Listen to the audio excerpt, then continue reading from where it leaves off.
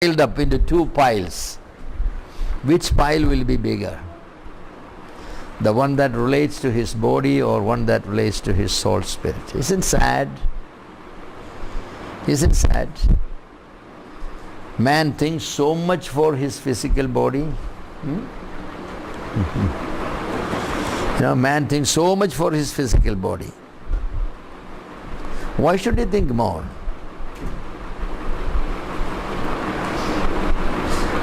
We would rather be staying home on a day like this, most of the people, eat a nice meal, or watch a nice program, or take a nice sleep. Well,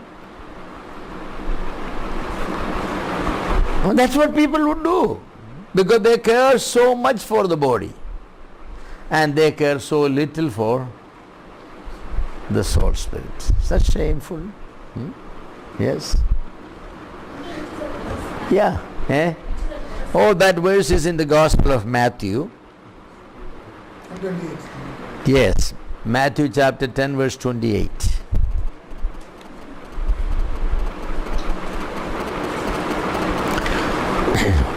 So God said, fear not them which will kill the body, but fear God who can handle both. The mortality of the body, because its matter is taken from the earth, and the immortality of the soul spirit, because it is imparted by the special act of breathing by God, is clearly stated by the Lord. As far as animals are concerned, the creative word only brought the animal as an animated body. Man is not an animated body. His body is created by the fingers of God, and his soul spirit by the breathing of God, by the breath of God. The divine Ruah imparted to man, the human Ruah. So we needed to see man in an entirely different picture. To kill an animal is not viewed as a sin. While even getting angry against a man unreasonably is viewed as an act of murder. Jesus said, you call your brother fool, you are guilty of murder. We need to be extremely careful how we deal with people. Even in the moment of our anger, we just cannot call somebody an idiot or a fool or a devil or anything. We have to be so reverentially say, oh, you created in the image of God, God bless you.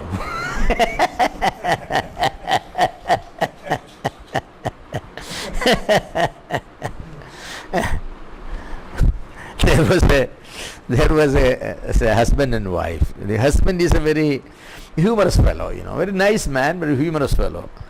And he was such a jovial fellow, take things very easy.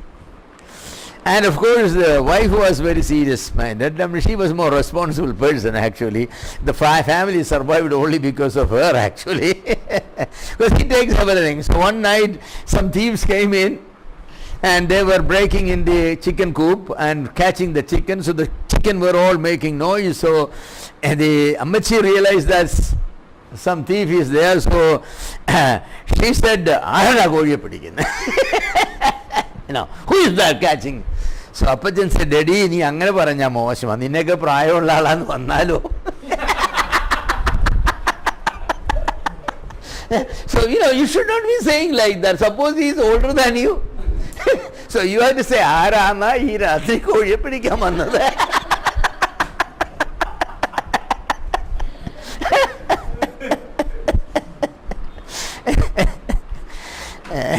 So Appajan has a sense of humor, but there is a truth. When you deal even with the thief, you have to remember that he is created in the image of God. That's what it is. Some people treat their servants, very, very mean, and physically abuse them, give them spoiled food and this and that. How could they do it? The fact that they are born in a lower material status or something, but realize that they are created in the same way you are created in the image of God. They carry with them the immortal eternal soul. That's why James said that those who have harvested reaped your fields, the cry of their cry is in the presence of the Lord. Always give extra.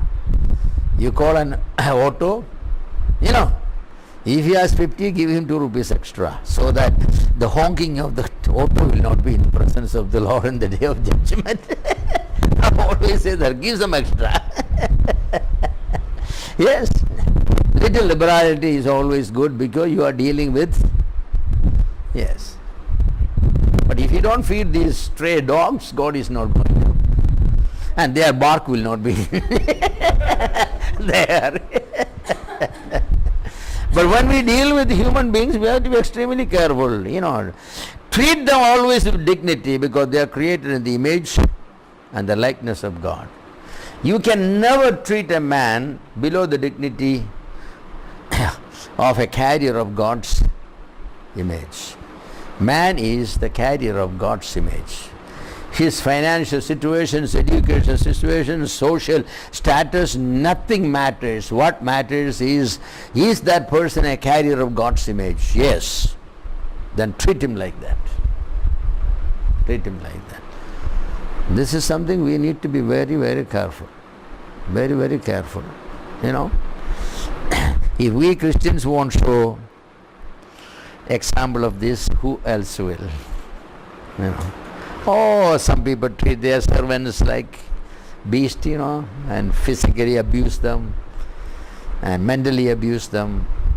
Reports come in the paper, but that's only a fraction of the reports that come. Some people will even kill people, and that's terrible. That's terrible. So, to kill an animal is not viewed as a sin, while even getting angry against a man unreasonably without sufficient cause is viewed as an act of murder. The body of the animal is viewed meat for man, but human flesh is not permitted to be eaten. To kill an animal is viewed simply as an act of, butchery, or but the body is meant because the body is meant for consumption. But killing a man is murder.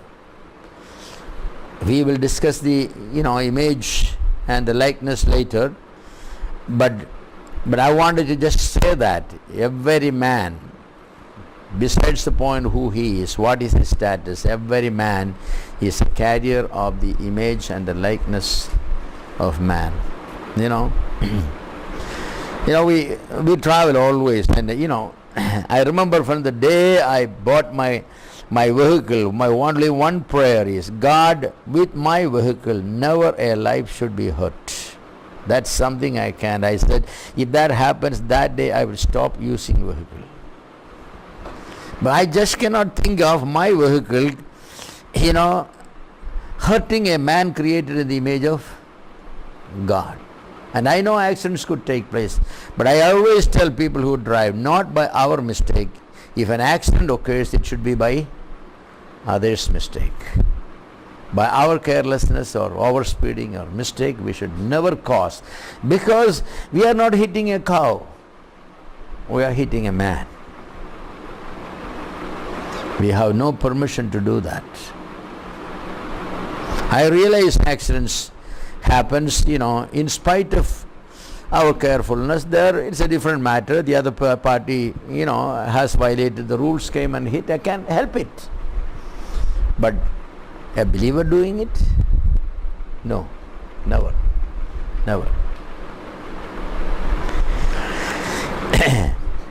Another statement, important statement, that's the fourth statement. You got the other statement, I hope. 3 statements. My first statement is the divine counsel in the creation of man. The second is man's creation did not involve any mediator. It's a direct act of God. Third, man was created in divine image and likeness, while all other creatures are created without any reference to such image. And now the fourth statement, man alone is created as a bi-level activity. Man's creation involved a bi-level activity. Body was created by God himself from the dust.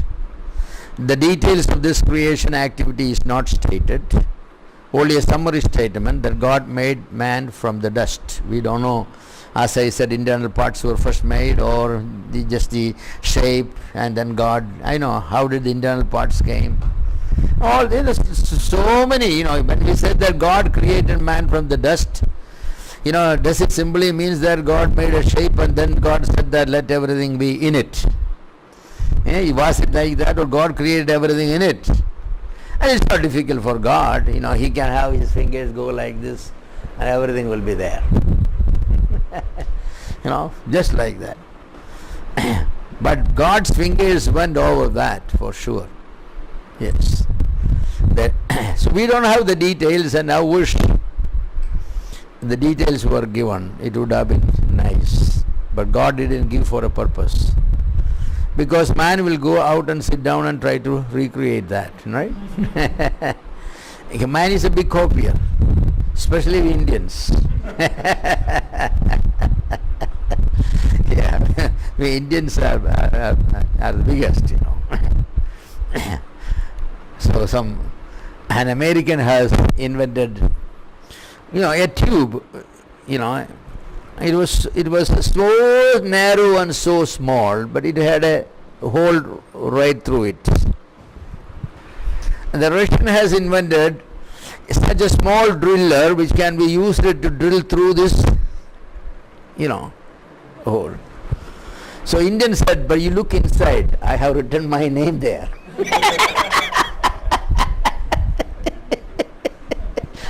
That's what Indians are good. Wherever it's possible, whether it's Taj Mahal or it is Railis seat, the Indian will put his name there. The only thing he can invent is that. Yes. So man was created by level, only the skeletal shape or the internal parts we don't know. Every nerve and sinew was individually formed by God, or generally the external body, and the rest was commanded to exist. I don't know. Let this be pointed out that if the question is raised as to the difficulty of forming all the internal parts of man, let this be stated that it involves absolutely no difficulty for God. If somebody say, well, God may not have done it, Why? Because it's so difficult. Forget about it. It's not difficult for God. No, nothing is difficult. The body was formed with the dust of the earth, and God breathed into man the soul spirit. Only when the breath of life was breathed into man, he became a living being. Even so, when the soul spirit departs from man, he ceases to be a living being. Death is the separation of what God has put into man. Death is a separation. It separates from what God made from the dust and what God breathed into man. This is the reason we all say any man is only a breath. We say man is only a breath. Nothing more than that. We breathe in, it doesn't come out. We breathe out, we couldn't breathe back in, yes. The twofold nature of man is revealed in the creation of man. The physical nature formed the body. Man has many material needs of food, water, clothing, all related to the body. The breath of life suggests the spiritual life. He needs fellowship, he needs communion, prayer, worship, and so many needs. So many needs. And the sad thing is, man overlooks the needs of the soul spirit, by emphasizing the needs of the body. What do we pray every day? The Lord taught us to pray, give us this day our daily bread. But remember, that's only one item. When Jesus taught us to pray, how did he start? Our Father in heaven, hallowed be thy name. Then, Thy kingdom come, that's a spiritual matter. Thy will be done on earth as it is in heaven. Yeah? Give us this day our daily bread, only one. Forgive us our debts even as we have forgiven our debtors. Lead us not into temptation. This is all the spiritual. Jesus taught us to pray emphasizing the spiritual needs. Man but spend all the time, half an hour prayer, it's all give us this day our daily bread. Then he explains what the daily bread is. That's what it is. Isn't it a shame? I think it's a shame. In that bread comes all the physical needs, our home, our car, our clothes and food and everything, medicine and everything that comes under that. But that's what we. Even in the church, if people ask any prayer request, yes. Tomorrow I'm going to hospital. I have an exam tomorrow. Very seldom people will say that, hey, pray that God's will be done in my life as it is in heaven. I never heard anybody saying. Or anybody saying, hey, I have many temptations, Satan wants to defeat me. Please pray that. God will not allow Satan to tempt me beyond measure. None, such things never. Nobody ever said, please pray for me that when I read the Bible I may understand the correct meaning. No. Who has such needs? If anybody says that, everybody will be laughing. What a prayer request. Because we don't expect people to say. If somebody says that to pray that I will have 10 lakhs rupees tomorrow because I have this need, oh, praise the Lord, everybody will be praying. Give him money. Such a big prayer need. We are people, we think that our soul spirit is also taken from the dust. Now honestly, that's the way we behave.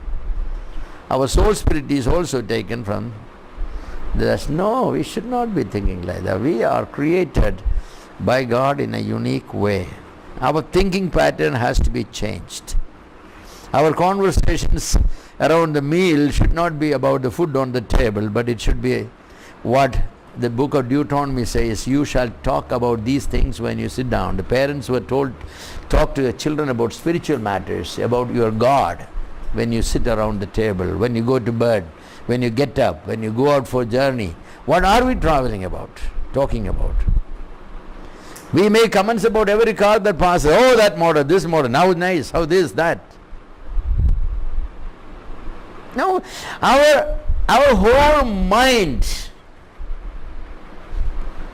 is completely occupied by things related to this earth.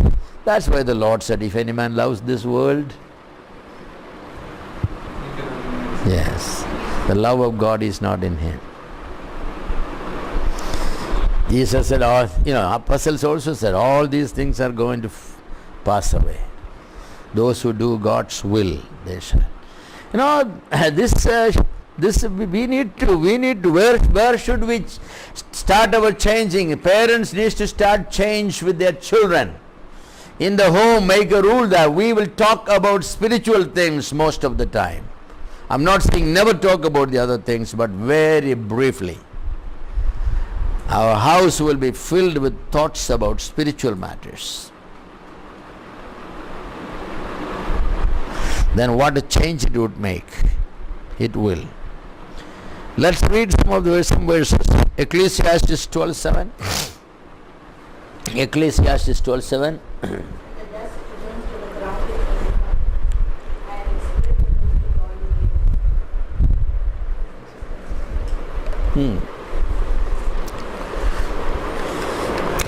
And interesting that the spirit only returns to God. The dust goes back to that. There is a resurrection for the body, but it's the same body, but it's not the dust. When we are resurrected, most of the things that were in our body will not be there. We will be transformed. We will not be subjected to gravity and so many things. We don't need food to eat. So I think the digestive system will not be there. We don't need the air to breathe. So our breathing system will not be there. See? We will not be having procreation. So all our procreating system, those system will not be there. We don't need blood, therefore all our circulatory system will not be there. So what will be there? That's the amazing thing. We will be there, but not what we have. The whole thing will be changed. It will be the real way. When Adam was created, he was created to live on this earth. The new creation is not created to live on the earth, but created live in the heavens. That's where the new home is. So we are going to be a transformed creature. So why worry so much about the earth? I say that. People talk about, their home and how big their home and how bathrooms they have, and in every bathroom, once I was traveling from a city in Kerala, Calicut. I was traveling all the way to Kottayam, and there was an old man, maybe in his 70s or 75, maybe sitting in front of me. And then after 1 or 2 stops, another old man came in, and he was known to this man. These people were meeting after 20 or 30 years. They started a conversation. I was very interested to know it, because who will win in this conversation? One man had 10 children, the other had, I think, 12 children. They were saying, all my children in America. The other said, all my children are in Gulf. And they say, yes, this, and everybody has this, and everybody has this. And one said, the home I live is at 20 rooms. The other said, I have 22 rooms. Then the other said that every room is bath attached. And the other one said, ours too. Then he said that. Then the other said, I have television in every bathroom. I have bathroom, every bathroom, because in case, the favorite program. Oh man, I was, you can just see how much they were, worldly. How worldly they were. Yes, that's what man is. All through, they never said the word God, God doesn't fit in that, Well, we may laugh, but sometimes I think that Christians also do the same thing. We may not do that publicly, but husband and wife sitting, what are they talking about? What are they talking about? Children, what are they talking about? Something material. Something material. But Ecclesiastes says the soul goes return to God. So what returns to God, you make sure that's in good condition. That's in good condition. What returns to the earth, even if that's in bad condition, you're not going to lose anything. After all, how good you maintain it,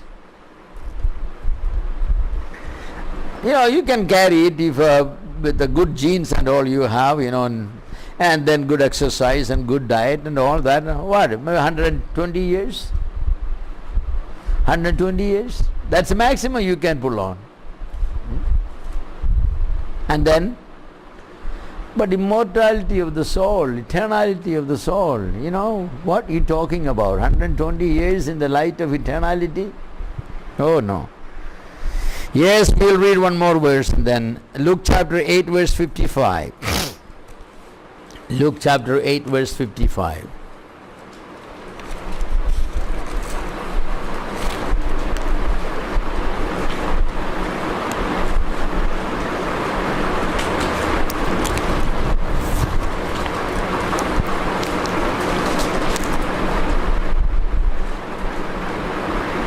The Spirit took them, and at once he stood up, and Jesus told them to give us something to eat. Oh, what was it? I didn't get it. The Spirit returned, and at once he stood up. Then Jesus told them to give us something. Oh, raising, yes, raising. Yeah, see that? The Spirit comes back. The Spirit comes back. That's not resurrection, that's not resurrection. That is some kind of resuscitation, because the body doesn't change. The Spirit just returned, just like he went out and he came back. That's all. How far did the Spirit go? All the way to God. Paul went that. At Lystra, Paul was stoned to death, about which Paul speaks in 2 Corinthians chapter 12. I know of a man who was taken to the third heavens. He says that with body or without body, I don't know. That experience you don't know.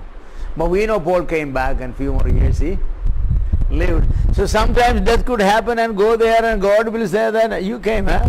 No, no, you haven't finished your work, go back. That would be amazing. Yeah, some people have said that on the operation table they died. All the people say that their soul went there, but then God said no. That was a mistake of the doctor cutting the wrong nerve, but you go. I fixed it up. You go back. Amazing. Yeah, we don't know, but the Lord brought back the spirit into her. Brought back the spirit. So we'll take a break here. When we come back, we'll continue our discussion.